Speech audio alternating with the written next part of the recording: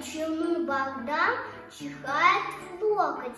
Я же при чихании не закрываю рот. А как ты думаешь, кто из вас чихает правильно? Наверное, я. Сейчас я расскажу тебе, как правильно чихать. Чтобы не заразить других людей, нужно уметь правильно чихать.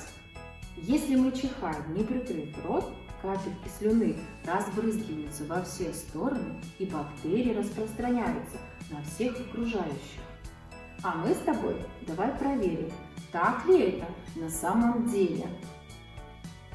Ой, здорово! Сейчас мы с тобой проведем эксперимент. Вот у меня в руке обычный пульверизатор, в который я налила кипяченой воды. Но представь себе, что вот это пульверизатор больной человек, который чихает и кашляет. Сейчас ты выставишь ладошки перед собой, я нажму на пульверизатор, как будто человек чихнул. Что ты почувствовала? Все капельки остались на ладошку. Верно. То же самое происходит, когда человек чихает и не закрывает рот платочком или локтем.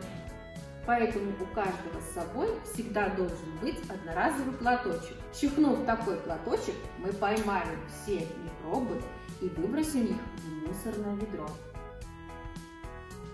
А как чихать, если платочка нету?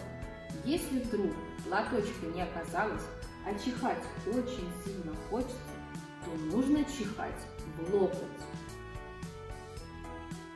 Ну а если чихать в ладошку, то микробы через руки очень быстро попадут внутрь нашего тела. Ты же помнишь с прошлого нашего ролика, что микробы очень маленькие и их не видно.